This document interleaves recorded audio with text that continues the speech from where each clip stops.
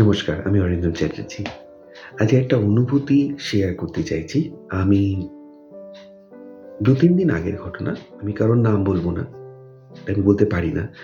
But ঘটনাটাকে আপনার সঙ্গে শেয়ার করতে পারি এবং এটা কিভাবে আপনাকে হেল্প করতে পারে সে বিষয়ে সাহায্য করতে পারি। একজন ভদ্রমহিলা আমাকে ফোন করেছিলেন এবং তিনি প্রচণ্ড মানসিকভাবে ভেঙে পড়েছেন। কারণ তার হাসব্যান্ড আ মারা গেছেন এবং তিনি অকথ্য সংগ্রাম করছেন এবং আজ তিনি ক্লান্ত। তার পাশে দাঁড়ানোর মতো কেউ নেই। তিনি শোকে, দুঃখে নিজেকে আটকে দিয়েছেন। এবং তিনি যখন আমার সঙ্গে কথা বলছেন, আমার নিজের প্রচণ্ড কষ্ট হচ্ছিল। আমি অনুভব করছিলাম যে এই কষ্ট থেকে সত্যি কি কোনো উপায় আছে? হ্যাঁ, মায়ের শক্তি তো ভীষণভাবে কাজ করে এবং সত্যি শূন্যতাটাই না মা। মানে আমরা বুঝতে পারি না, কোনো সময় তো আমিও বুঝে উঠতে পারি না যে এই যে আঘাত, এই যে চরম আঘাত আমাদের জীবনে নিয়ে আসে প্রিয়জনের মৃত্যু, শূন্যতা। এই যে শূন্যতাটা কি? এই শূন্যতাটাই না মা। যদি আমরা এই শূন্যতাটাকে মা হিসেবে ভাবি যে এই অনুভবটা এটাও কিন্তু মা। এটা মায়েরই একটা রূপ। তাহলে এই শূন্যতাটাকে না আমরা ভয় পাবো না। তো যখন এরকম চরম আঘাত নেমে আসবে, প্রিয়জনের মৃত্যু বা নিজের একটা চরম ব্যর্থতা, তখন যে ভেতরে একটা শূন্যতা তৈরি হবে, সেই শূন্যতাটাকে যেন আমরা ভয় না পাই। সেই শূন্যতাটাকে আমরা যেন অনুভব করি, এটা মায়েরই একটা অংশ, মায়েরই একটা অনুভব। কারণ মাকে ছেড়ে তো কিছু নেই। দ্বিতীয়ত আমরা কি করতে পারি? আমরা আমাদের নিজেদের শরীরটাকে গ্রাউন্ডিং করতে পারি। কিভাবে? ভীষণভাবে দুটো জিনিস করবেন। এটা হচ্ছে আগে আমাদের হার্ট এবং নাভির ৩ আঙুলের উপরে সোলার প্লেক্সাস। এই দুটো chakras is very important to remain you grounded. কারণ আগে শরীরকে বোঝাতে হবে যে না, আমরা নিরাপদ।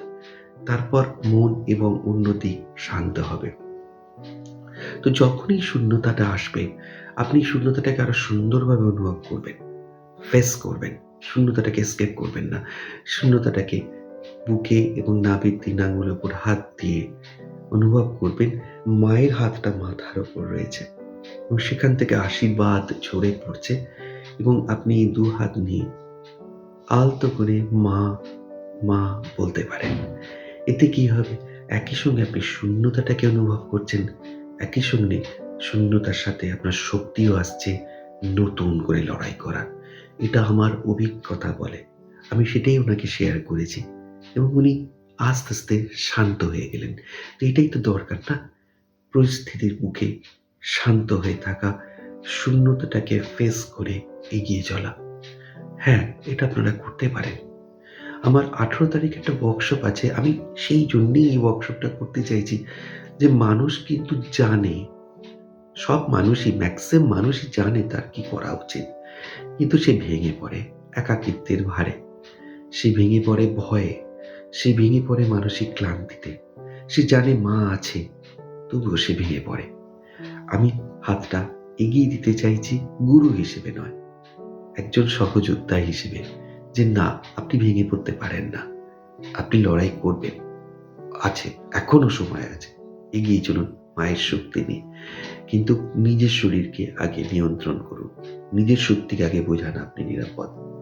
১৮ তারিখ রাত ৮:৩০ আমি ২ দিনের একটা ওয়ার্কশপ করেছি। ভীষণ, ভীষণ ইম্পর্টেন্ট আপনাদের শারীরিক, মানসিক এবং আধ্যাত্মিক উন্নতির জন্য। মাকে আরো ভালোভাবে অনুভব করার জন্য।